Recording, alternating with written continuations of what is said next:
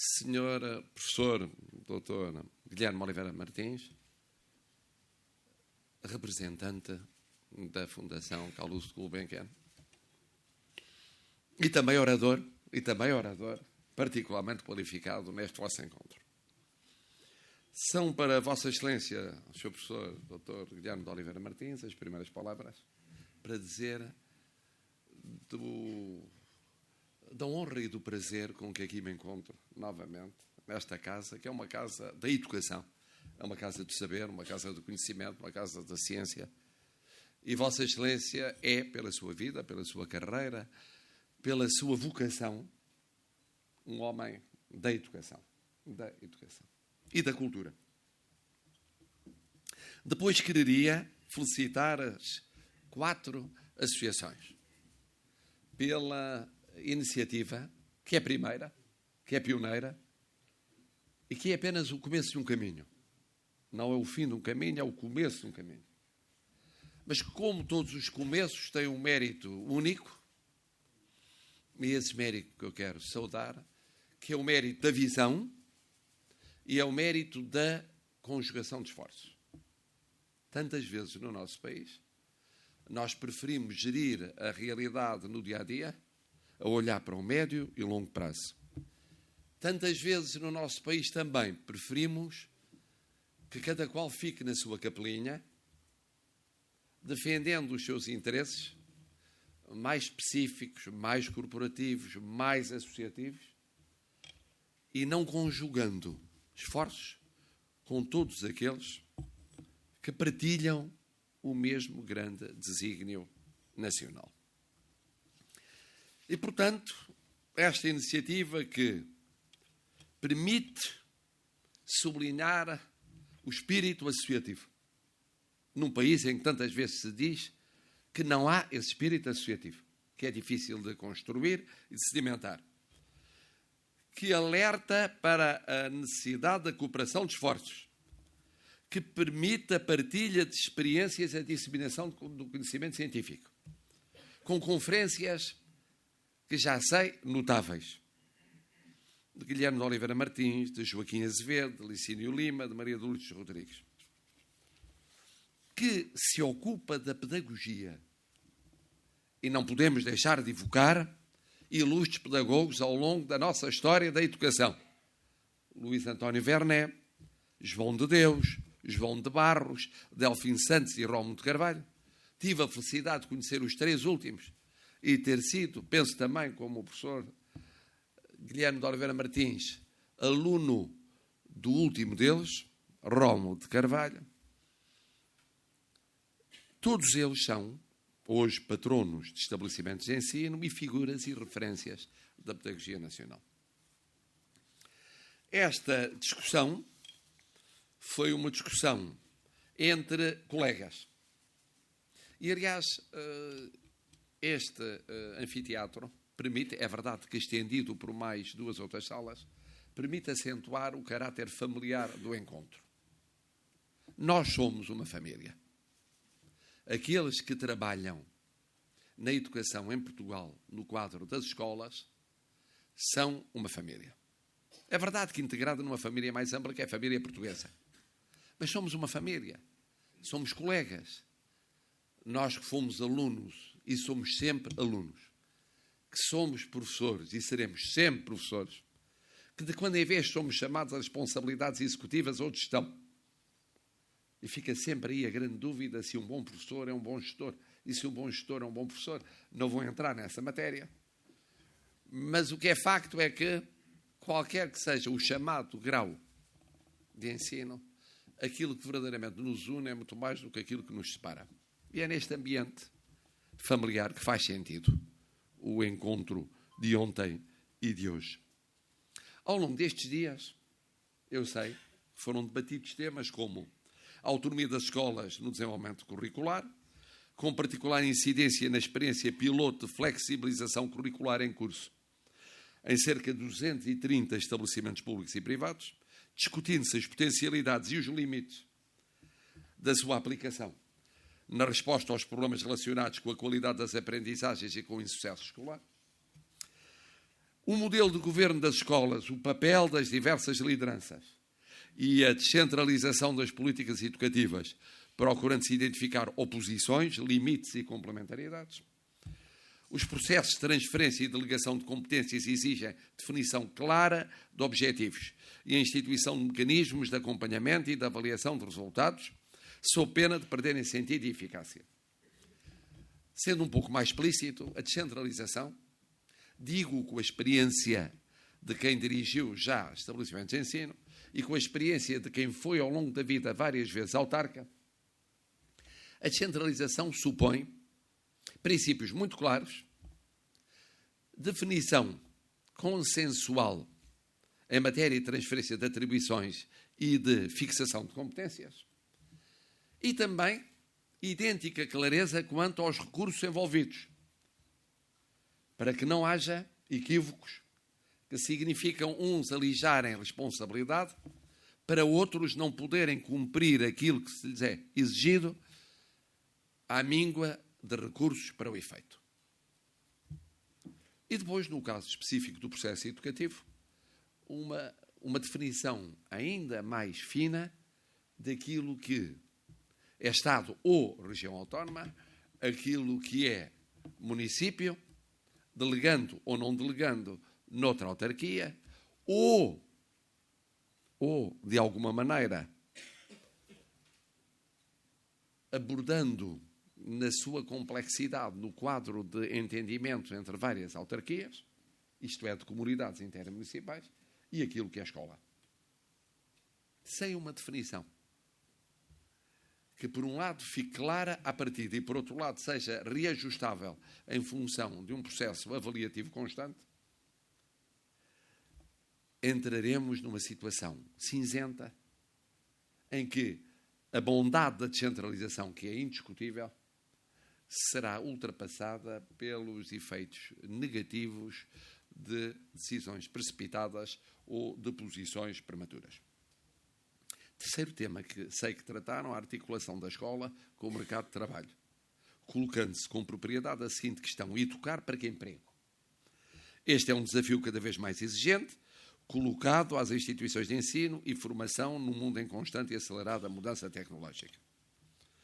Do ponto de vista do Presidente da República, não é apenas do cidadão, os principais desafios que se colocam às escolas relacionam-se intimamente com o caminho que o país se propôs seguir em matéria educativa. E temos referenciais. Temos a Constituição da República Portuguesa, temos a Lei de Base do Sistema Educativo, aos quais se juntam os compromissos europeus e nacionais, não devendo ser esquecidas as recomendações feitas por instituições internacionais como a OCDE. Da leitura conjunta destes referenciais, resulta claro que o principal desafio colocado ao sistema educativo é o da elevação dos níveis de qualificação do povo português, se quisermos, de forma mais generosa, da população portuguesa, porque nela se integra o contributo de quantos recebemos de braços abertos todos os dias na nossa sociedade, incluindo uma vertente que se é tratada hoje pelo professor Guilherme de Oliveira Martins, cultural e cívica, promovendo a democratização da educação e garantindo a igualdade de oportunidades de acesso e êxitos escolares. A realização de tal objetivo implica aumentar o sucesso escolar, reforçar a inclusão educativa e a cidadania, eliminar o abandono escolar precoce, garantindo o cumprimento efetivo da escolaridade obrigatória, preparar a integração dos jovens no mercado de trabalho em constante e acelerada mudança, apostar na educação de adultos e na formação ao longo da vida, aumentar o sucesso escolar e reforçar a inclusão educativa. Portugal tem registado progressos notáveis em avaliações internacionais, PISA, TIMSS, PIRLS.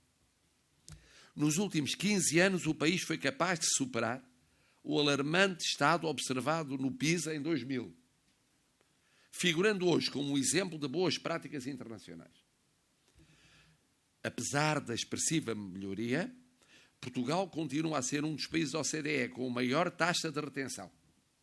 Cerca de 1/3 dos jovens de 15 anos 31,2%, já repetiu pelo menos uma vez.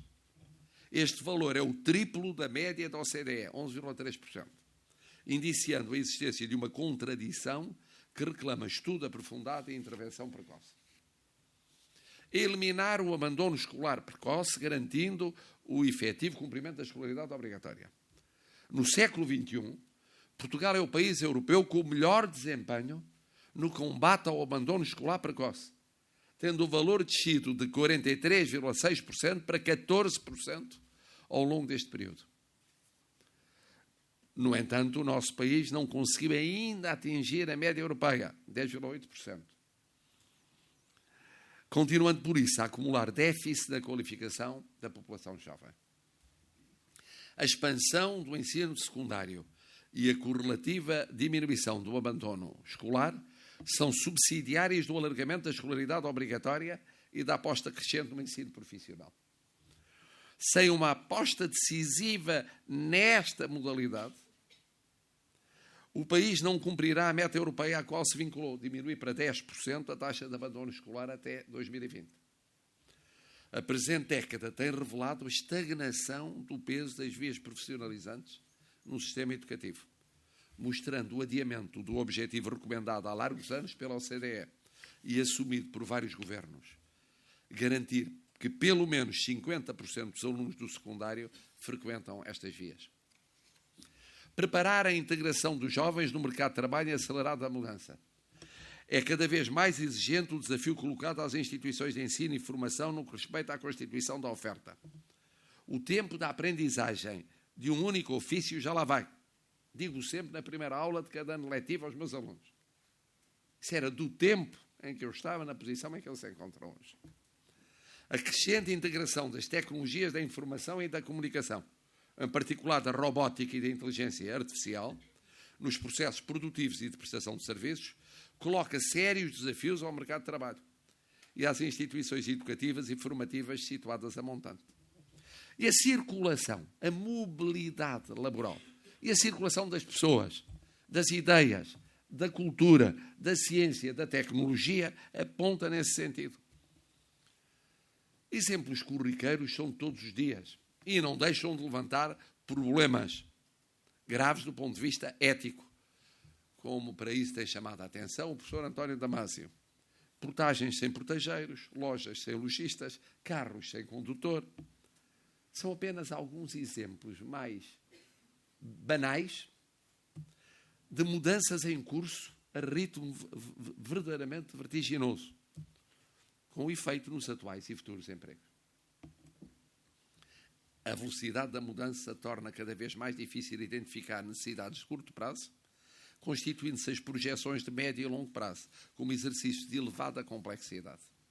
Foi o professor António Damásio que recentemente me disse que onde vive, na Califórnia, a realidade dos carros sem condutor é uma realidade já largamente começada a ser concretizada. E que se assiste, do ponto de vista tecnológico, a avanços, bem entendido, a um ritmo tal que não tem paralelo com aqueles que ocorrem em sociedades como as europeias, nomeadamente como a portuguesa, mas que apontam para um futuro de quem tem de planear o futuro a 10, 20, 30, 40 anos. Porque é disso que se trata em matéria educativa. Neste quadro, as instituições de educação e formação deverão também apostar no desenvolvimento de competências que respondam ao contexto acelerado de uma mudança, tais como a capacidade de aprender e de aprender ao longo da vida, a atualização e a adaptação permanente a novos contextos e quadros de referência, a aplicação e a transferência de conhecimentos. Apostar na educação de adultos e na formação ao longo da vida. A frágil estrutura de qualificações da sociedade portuguesa, uma sociedade envelhecida, sublinha a absoluta necessidade de o país alcançar um sólido e duradouro compromisso em torno da educação de adultos, sob pena de se perpetuar uma cidadania pouco exigente, uma força de trabalho pouco qualificada e uma economia pouco competitiva. Mais de metade, 52% da população portuguesa, com a idade compreendida entre os 25 e os 64 anos, concluiu no máximo o ensino básico. valor 2,4 vezes superior ao observado para a média dos países da OCDE, 22%. Temos que ser capazes de abandonar velhos mitos que depreciam a importância da educação e do conhecimento e juntar esforços em torno da crucial relevância de se formar uma comunidade de cidadãos ativos, informados e qualificados, com uma mundividência cultural que permita encarar com redobrado otimismo a participação no mundo cada vez mais globalizado. E este é um desafio da maior importância para o futuro do país e, naturalmente, convoca todos os portugueses. E aqui chegado ao fim do discurso preparado, eu não podia deixar de acrescentar a óbvia referência àquilo que acabei de ouvir e ao documento que foi acabado de ser entregue. Todos estamos de acordo, aqui, entre colegas, entre cidadãos, entre portugueses, quanto a alguns factos muito evidentes. Educar é muito mais do que ensinar, a componente cultural e cidadania é crucial, mas eu poderia ir mais longe e dizer que, porventura, estaremos todos de acordo quanto a que, como tenho repetido, uma vocação nacional ao longo dos séculos, que continua atual, é de sermos plataforma entre culturas, civilizações, oceanos e continentes. Temos sido assim. E temos sido assim melhor, muito melhor do que os outros. De praticamente todos os outros. Isso explica os portugueses espalhados pelo mundo, isso explica o acolhimento de quem vem de todo o mundo viver em Portugal. Temos essa capacidade. Sem desprimor para a qualidade excepcionalíssima da pessoa, o próprio facto de termos um secretário-geral das Nações Unidas é o retrato dessa qualidade nacional e dessa vocação nacional. Mas tenho dito também, ela implica, entre outros pressupostos, uma aposta na educação e uma muito maior coesão social no nosso país, que são indissociáveis. O nível educativo condiciona a coesão social condiciona, como sabem, amplamente o nível educativo. E são pressupostos fundamentais para que possamos permanentemente cumprir esta nossa vocação, esta vocação nacional. Mas isso supõe, naturalmente, que levemos mais longe aquilo que é consensual entre nós, aquilo que é convergente entre nós. A vossa carta de compromisso tem 3 compromissos. O primeiro, com cada aluno e a sua formação integral. E ninguém em Portugal estará em desacordo quanto a que a finalidade primeira da escola é promover e apoiar a educação e formação integral de cada aluno. De cada um deles. De cada pessoa concreta. Não é da pessoa, é abstrato. De cada pessoa concreta, carne e osso. Permitindo descobrir-se na sua humanidade, atingir todo o seu potencial e viver uma vida feliz. O que depois tem implicações no tempo escolar, no currículo, na estabilidade curricular, no reconhecimento humano envolvente e do seu papel, na coexistência de percursos educativos e formativos variados. Penso que estaremos todos de acordo. Pensaremos todos de acordo quanto ao segundo compromisso, a escola enquanto estrutura primeira do sistema educativo. Aqui eu aditaria que a escola é uma estrutura primeira do sistema educativo, não esquecendo outras estruturas, entre elas a família, que, embora com formações muito diversas e manifestações muito variadas, deve continuar a desempenhar um papel que nós sabemos que diminuiu como agente educativo, mas continua a ser fundamental, como veremos no terceiro compromisso. Portanto, o falar-se na escola quer dizer o seguinte, é a escola no quadro do sistema orgânico educativo, não substituindo a sociedade civil, nem ao papel de outras realidades, nomeadamente e de forma particular a família. E, portanto, a escola não é uma peça numa engrenagem maior, a escola não é uma peça ao serviço de um ministério, ou ao serviço de um governo, ou ao serviço de um parlamento, ou ao serviço de um Presidente da República ou de um Estado. ou de uma autarquia. A escola é o ponto central do sistema. Porque é na escola que se encontra o cruzamento dos protagonistas educativos, nomeadamente daqueles que são a finalidade básica do sistema, a saber, os alunos. E, portanto, é natural que as orgânicas se ajustem a essa primazia da história, da escola, e não seja a escola a ter de permanentemente se moldar às mutações circunstanciais, quer orgânicas, quer pessoais, a nível das várias estruturas do poder. Terceiro compromisso, com as famílias, a sociedade civil e as comunidades locais.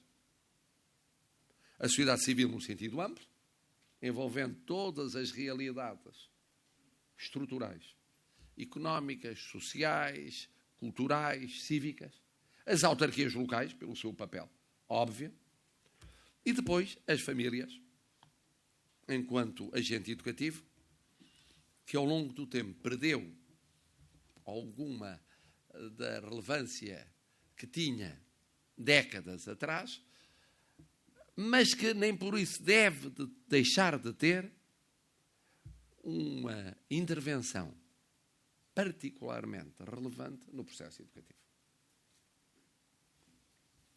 Parece pacífico tudo isto. Perguntarão, sendo isto pacífico, porquê é que o corolário, isto é, as consequências desta fácil consenso, desta fácil convergência, não se traduzem naquilo que aqui foi objeto das duas intervenções de dois dos presidentes das associações. Eu tenho pensado muito nisso, como é natural, tenho pensado como Presidente da República, tenho pensado como cidadão, tenho pensado como professor e, portanto, como educador, e também como pai e como avô, e, portanto, como educador.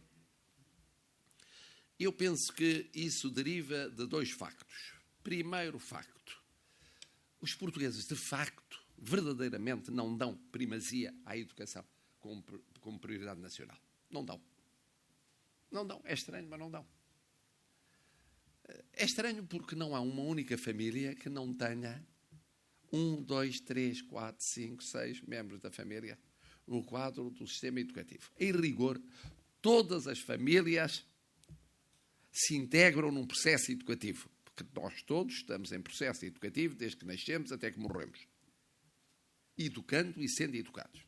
Mas falando apenas no sistema educativo em termos mais orgânicos, institucionais, não há família que não lide com ele todos os dias. E, no entanto, quantas famílias votam em qualquer eleição dando primazia à educação? Tenho para mim que muito poucas. Darão primazia à situação económica e financeira, ao emprego, à segurança, às expectativas de vida, às realidades mais variadas, até talvez à saúde, porventura à segurança social, em alguns estratos da sociedade portuguesa, mas não à educação. Isso é muito preocupante, porque ou os portugueses assumem a educação como uma prioridade sua, ou não esperem que aqueles que os representem assumam a educação como prioridade sua, não sentindo que é prioridade dos portugueses. Isto dito com alguma crueza. Dito com alguma crueza. E esse é um problema. E esse é um problema porque, por muito apaixonados que estejam os responsáveis políticos pela educação, essa paixão depois cede na ordem de prioridades às prioridades que, em termos concretos e específicos, correspondem à visão da sociedade portuguesa. Há que mudar esta situação. Há que fazer corresponder aquilo que é o envolvimento cotidiano, diário, dos portugueses no domínio da educação, à compreensão da importância da educação.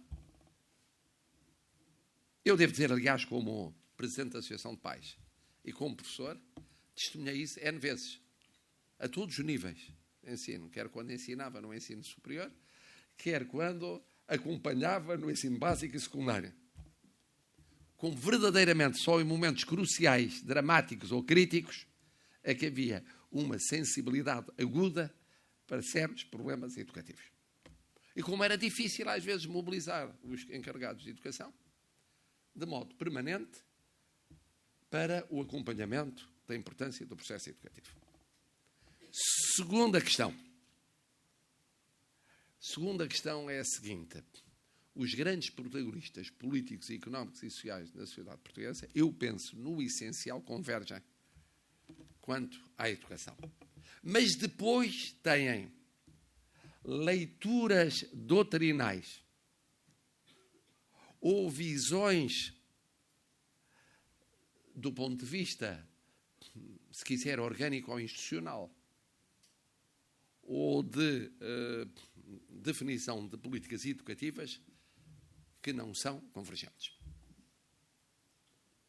Tenho para mim que aquilo que separa é menos do que aquilo que une. Claramente.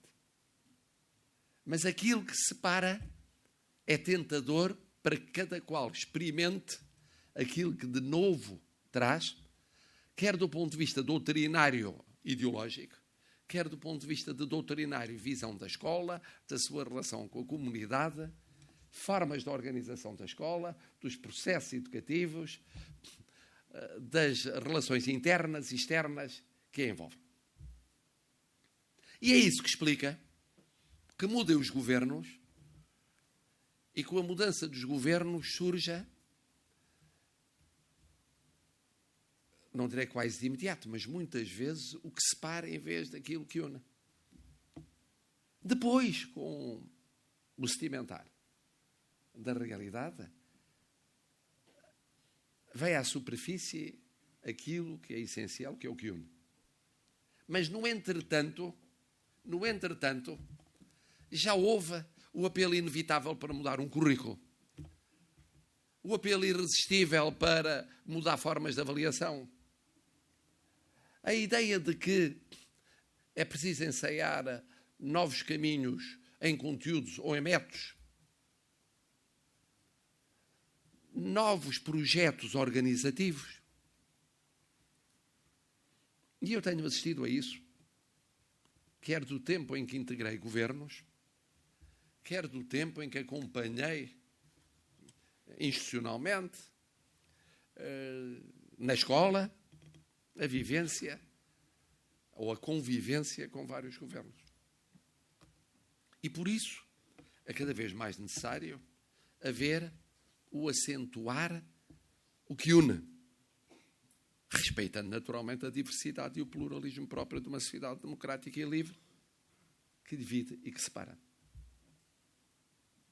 E daí a dificuldade no consenso, e daí a queixa.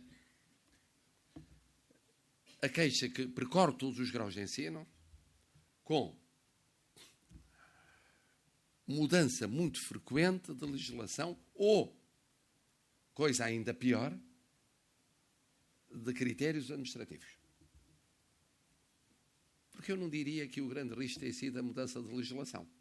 Não se tem legislado, apesar de tudo, tanto quanto inculcava a intervenção de um dos oradores que me antecedeu. A menos que se chame legislação à regulamentação administrativa. A nível administrativo, sim. A nível administrativo tem havido mudanças muito rápidas e muito acentuadas.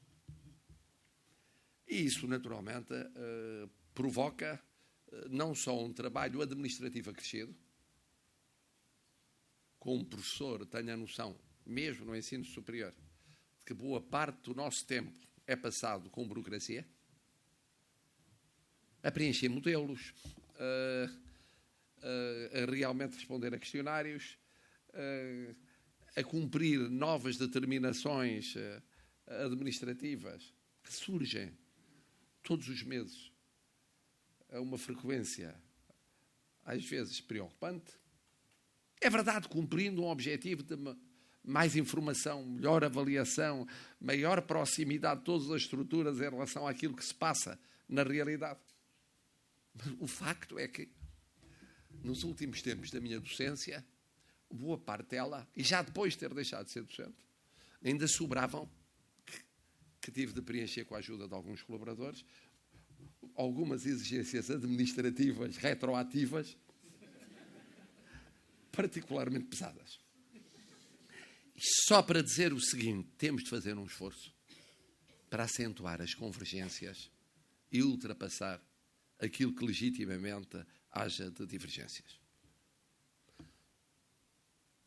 2 missões. Primeira missão, sensibilizar portuguesas e portugueses para a educação como prioridade. Segunda missão, convidar permanentemente protagonistas políticos, económicos e sociais a privilegiarem o que aproxima em detrimento daquilo que afasta. E depois, terceiro aspecto que é fundamental e corresponde ao ponto por onde eu deveria ter começado, acabei por não começar, era a minha intenção começar, que é fazer tudo isto num clima de empatia. Eu sei que há 2 visões da vida. Uma visão da vida é uma visão puramente racional. Depois há uma visão que é um pouco mais emotiva. Mas mesmo os que têm uma visão mais racional, ensina-o há muito tempo o professor António Damásio, compreendem que há uma inteligência emocional. Ele próprio explica como os afetos são essenciais para comportamentos racionais. E que a racionalidade sem afeto pode ser irracional. E na educação é muitas vezes irracional. E por isso, estas 2 missões essenciais, sensibilizar as portuguesas e os portugueses para a educação como prioridade, para que ela seja prioridade para os políticos. E segunda, colocar os políticos, somos todos nós, mas em particular os que têm maior responsabilidade, a convergir mais.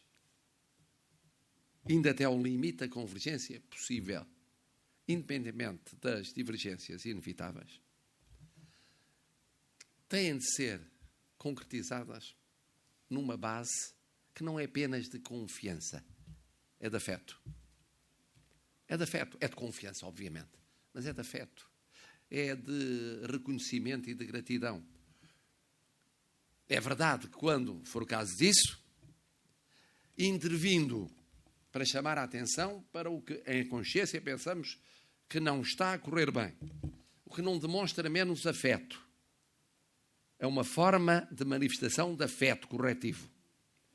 Mas, permanentemente, um clima de afeto que se traduz em reconhecer o que Portugal melhorou na educação ao longo destes mais de 40 anos. O que melhorou no quadro do século, neste período já correspondente ao século XXI. O papel das escolas, também das famílias, é evidente, também da sociedade civil, mas das escolas. E nas escolas de todos os que trabalham nas escolas. O papel dos alunos. O papel daqueles que cumprem uma missão fundamental, complementando a docência, e o papel dos professores. Gostando de todos eles. Porque não há maneira de reformar o que quer que seja não gostando daqueles que são protagonistas nessa reforma. Tem de se gostar deles. Não é preciso ser-se professor para se gostar dos professores. Não é preciso ser-se professor para se gostar daqueles, do pessoal administrativo que trabalha nas escolas, e dos dirigentes das escolas, e dos alunos das escolas. E gostar significa reconhecer o que fazem todos os dias.